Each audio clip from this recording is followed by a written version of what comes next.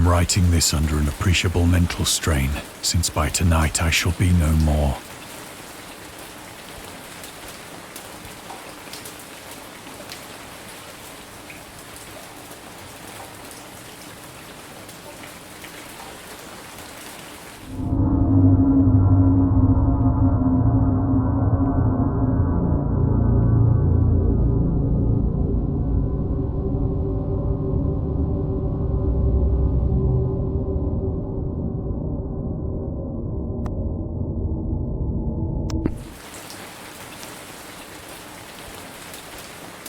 Penniless, and at the end of my supply of the drug which alone makes life endurable, I can bear the torture no longer, and shall cast myself from this garret window into the squalid street below.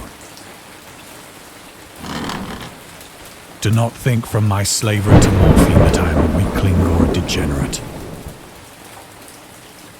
When you have read these hastily scrawled pages, you may guess, though never fully realize, why it is that I must have forgetfulness or death.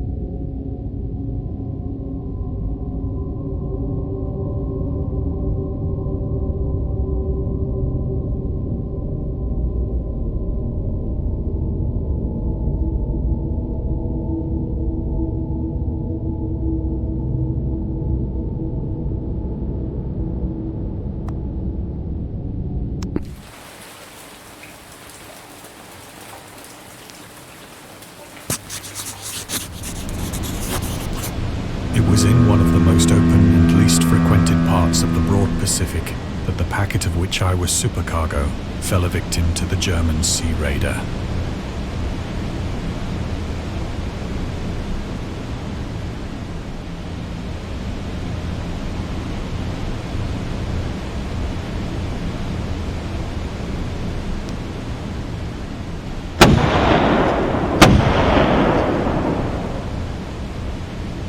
The Great War was then at its very beginning, and the ocean forces of the Hun had not completely sunk to their later degradation.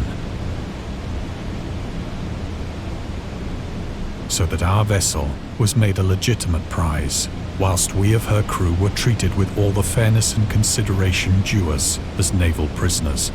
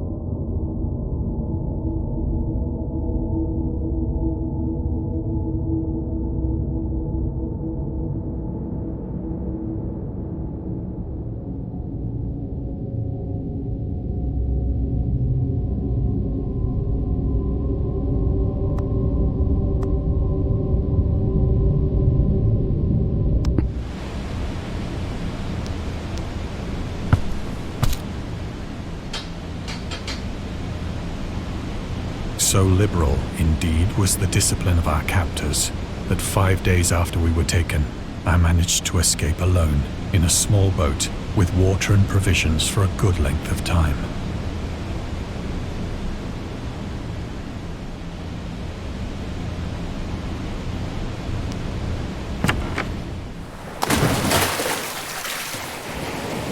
When I finally found myself adrift and free, I had but little idea of my surroundings.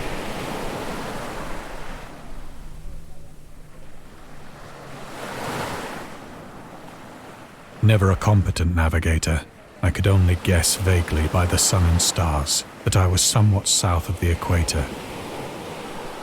Of the longitude, I knew nothing, and no island or coastline was in sight.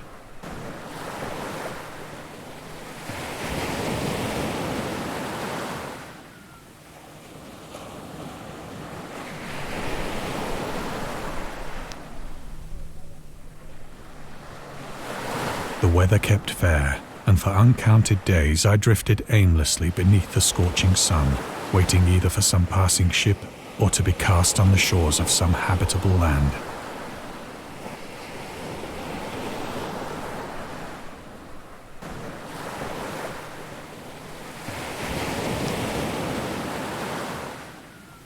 But neither ship nor land appeared, and I began to despair in my solitude upon the heaving vastness of unbroken blue. The change happened whilst I slept. Its details I shall never know, for my slumber, though troubled and dream-infested, was continuous.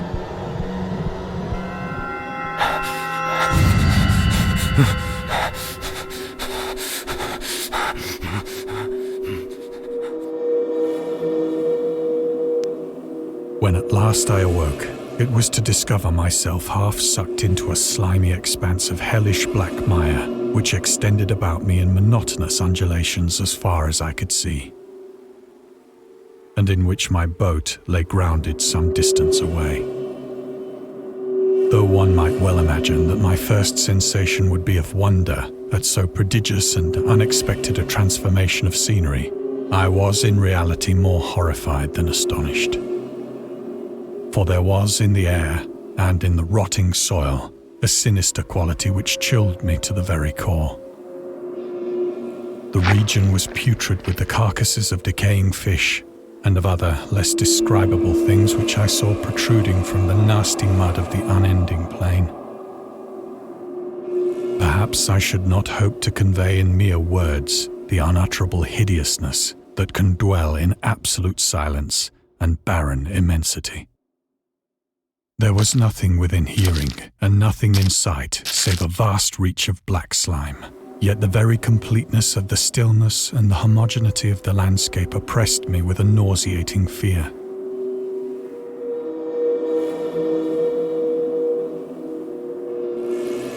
The sun was blazing down from a sky which seemed to me almost black in its cloudless cruelty, as though reflecting the inky marsh beneath my feet.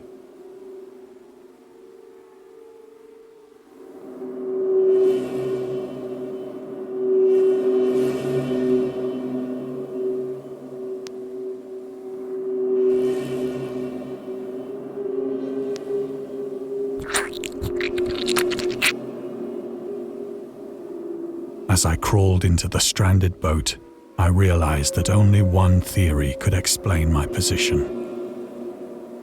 Through some unprecedented volcanic upheaval, a portion of the ocean floor must have been thrown to the surface, exposing regions for which innumerable millions of years had lain hidden under unfathomable watery depths.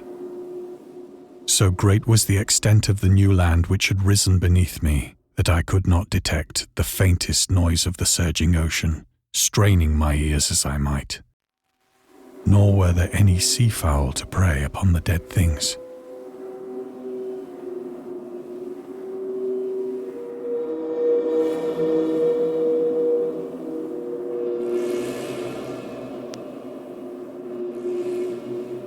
For several hours I sat thinking or brooding in the boat, which lay upon its side and afforded a slight shade as the sun moved across the heavens. As the day progressed, the ground lost some of its stickiness and seemed likely to dry sufficiently for traveling purposes in a short time. That night I slept but little, and the next day I made for myself a pack containing food and water, preparatory to an overland journey in search of the vanished sea and possible rescue.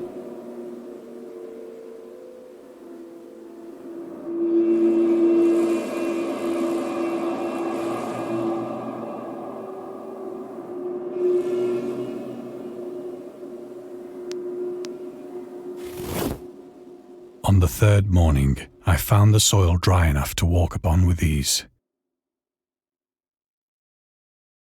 The odor of the fish was maddening, but I was too much concerned with graver things to mind so slight an evil, and set out boldly for an unknown goal.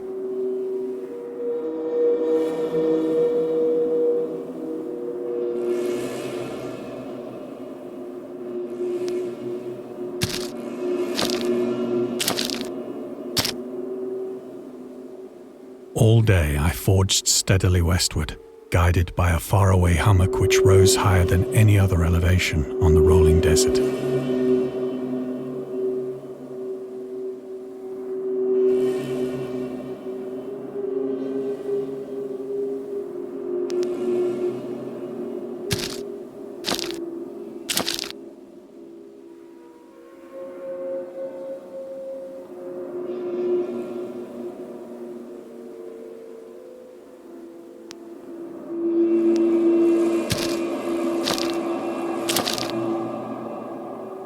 That night, I encamped, and on the following day still travelled toward the hummock, though that object seemed scarcely nearer than when I had first espied it.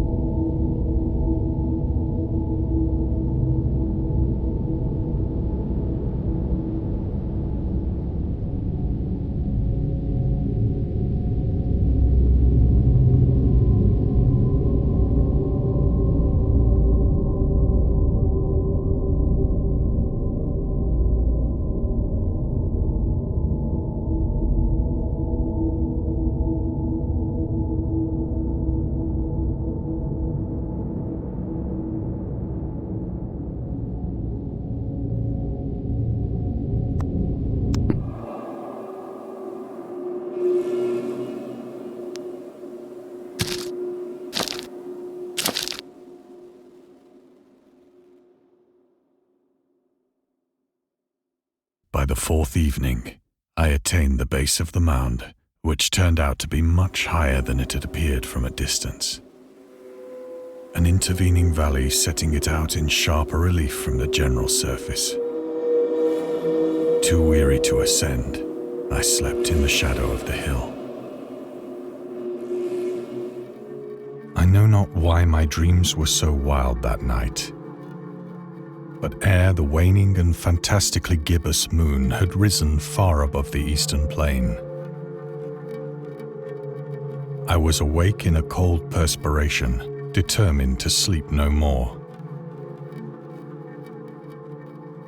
Such visions as I had experienced were too much for me to endure again. And in the glow of the moon I saw how unwise I had been to travel by day.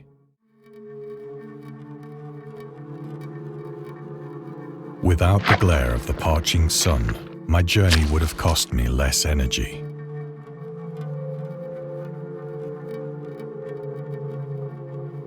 Indeed, I now felt quite able to perform the ascent which had deterred me at sunset. Picking up my pack, I started for the crest of the eminence.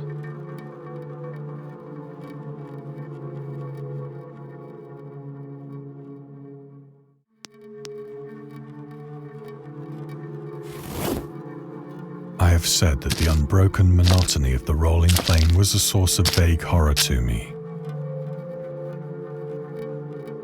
But I think my horror was greater when I gained the summit of the mound and looked down the other side into an immeasurable pit or canyon, whose black recesses the moon had not yet soared high enough to illumine.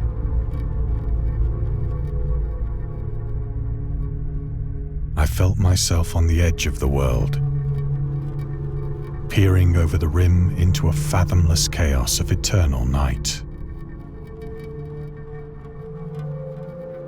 Through my terror ran curious reminiscences of Paradise Lost and of Satan's hideous climb through the unfashioned realms of darkness. As the moon climbed higher in the sky, I began to see that the slopes of the valley were not quite so perpendicular as I had imagined.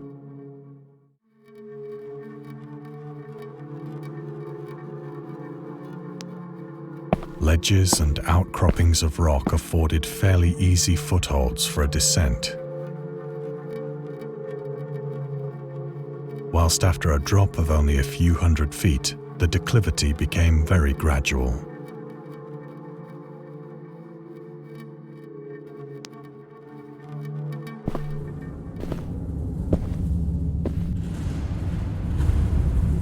Urged on by an impulse which I cannot definitely analyze, I scrambled with difficulty down the rocks and stood on the gentler slope beneath, gazing into the Stygian deeps, where no light had yet penetrated. All at once, my attention was captured by a vast and singular object on the opposite slope, which rose steeply about 100 yards ahead of me. An object that gleamed whitely in the newly bestowed rays of the ascending moon.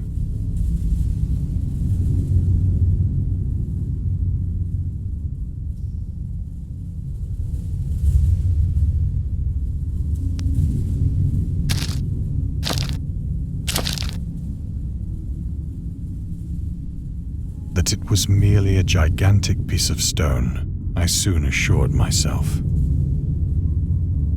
But I was conscious of a distinct impression that its contour and position were not altogether the work of nature. A closer scrutiny filled me with sensations I cannot express.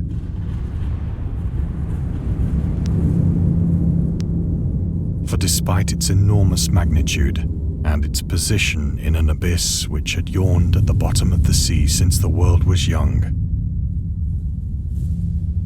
I perceived beyond a doubt that the strange object was a well-shaped monolith, whose massive bulk had known the workmanship and perhaps the worship of living and thinking creatures.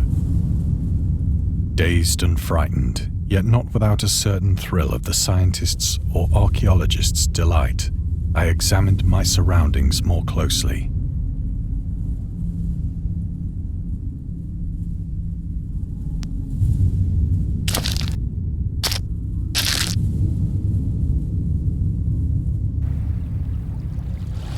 The moon, now near the zenith, shone weirdly and vividly above the towering steeps that hemmed in the chasm, and revealed the fact that a far-flung body of water flowed at the bottom, winding out of sight in both directions and almost lapping my feet as I stood on the slope. Across the chasm, the wavelets washed the base of the Cyclopean monolith, on whose surface I could now trace both inscriptions and crude sculptures.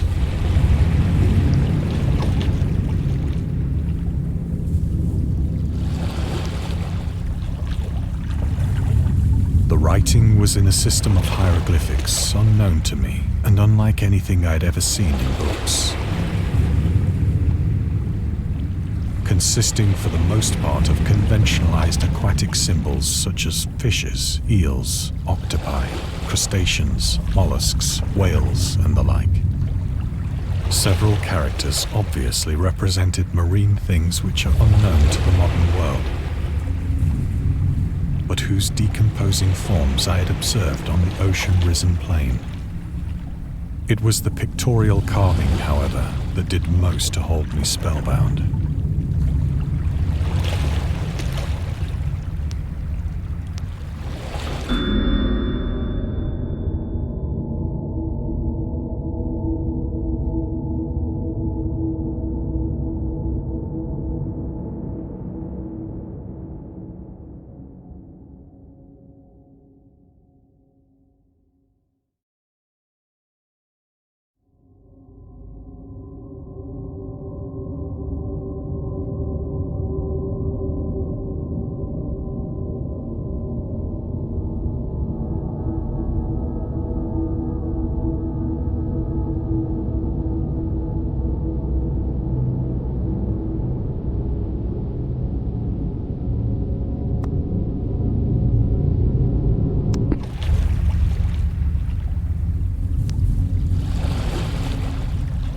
only visible across the intervening water on account of their enormous size, were an array of bas-reliefs whose subjects would have excited the envy of a Doré.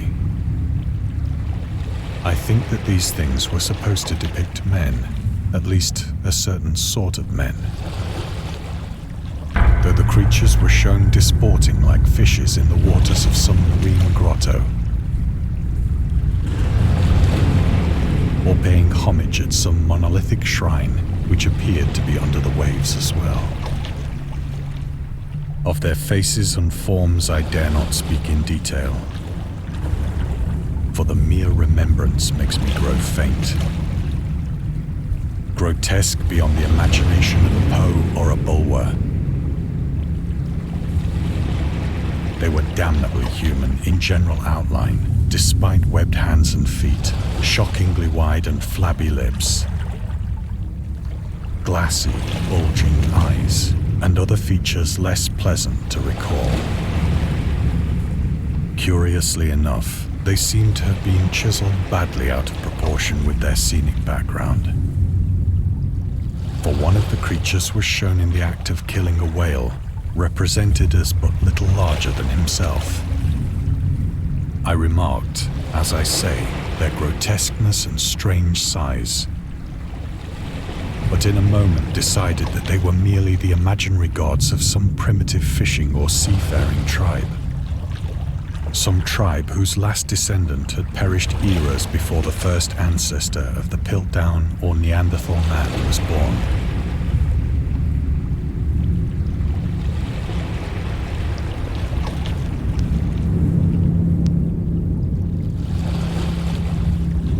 Awestruck at this unexpected glimpse into a past beyond the conception of the most daring anthropologist,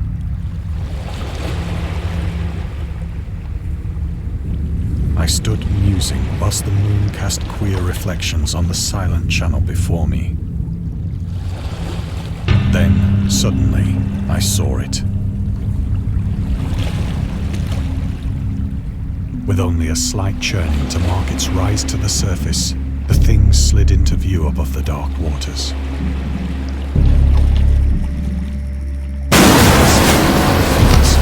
Loathsome, it darted like a stupendous monster of nightmares to the monolith, about which it flung its gigantic scaly arms, while it bowed its hideous head and gave vent to certain measured sounds.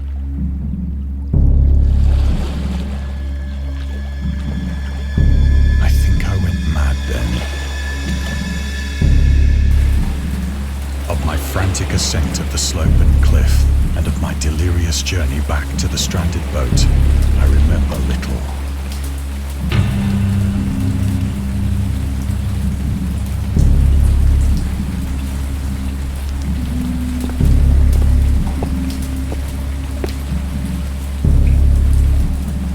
I believe I sang a great deal and laughed oddly when I was unable to sing.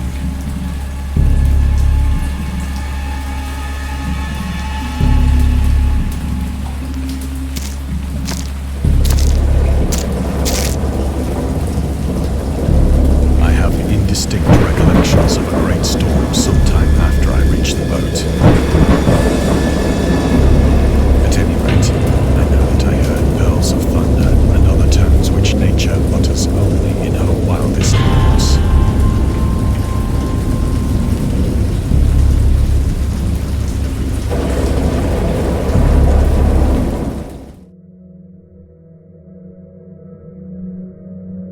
When I came out of the shadows, I was in a San Francisco hospital,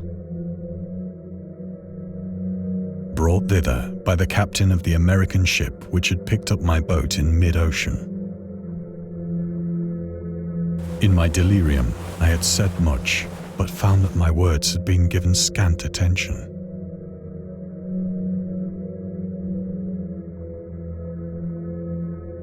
Of any land upheaval in the Pacific, my rescuers knew nothing. Nor did I deem it necessary to insist upon a thing which I knew they could not believe.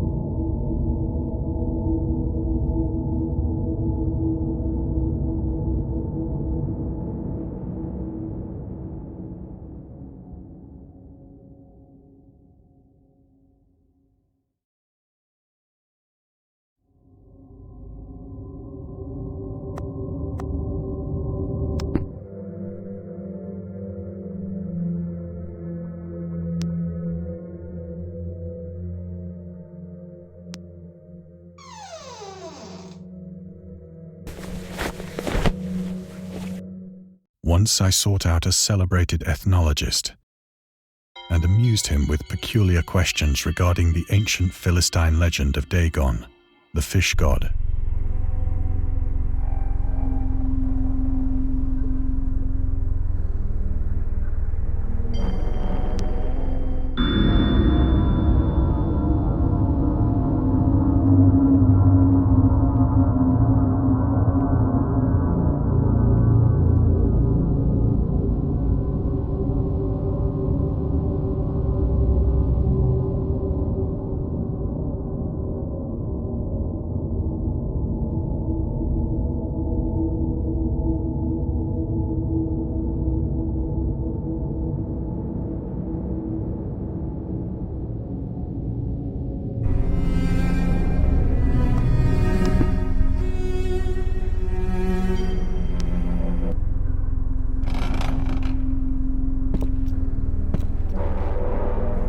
But soon perceiving that he was hopelessly conventional, I did not press my inquiries.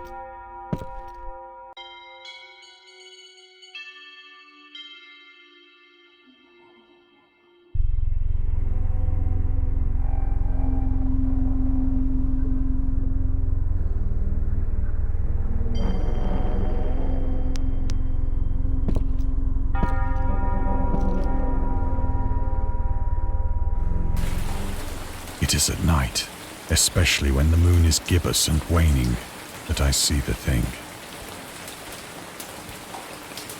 I tried morphine,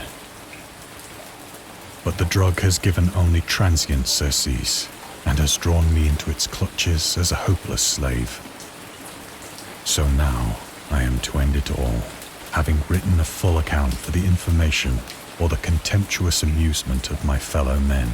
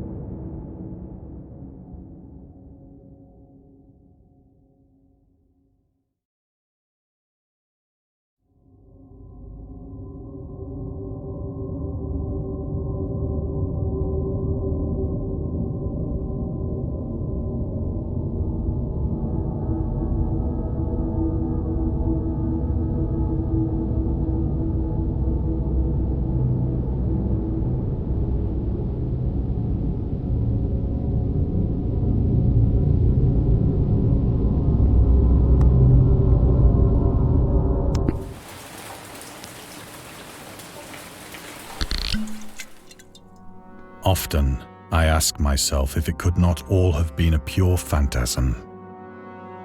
A mere freak of fever as I lay sun-stricken and raving in the open boat after my escape from the German man-of-war. This I ask myself, but ever does there come before me a hideously vivid vision in reply. I cannot think of the deep sea without shuddering at the nameless things that may at this very moment be crawling and floundering on its slimy bed. worshipping their ancient stone idols and carving their own detestable likenesses on submarine obelisks of water-soaked granite. I dream of a day when they may rise above the billows to drag down into their reeking talons the remnants of puny, war-exhausted mankind. Of a day when the land shall sink and the dark ocean shall ascend amidst universal pandemonium.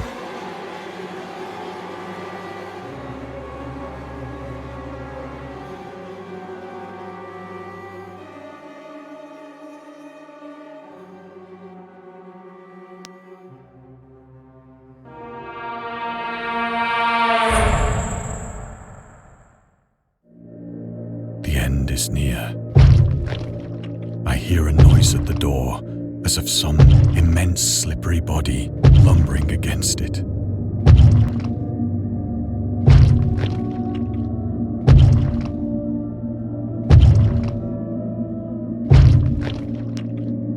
It shall not find me.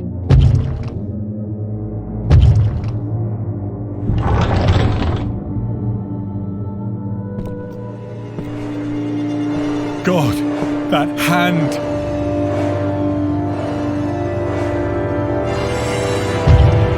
The window! The window!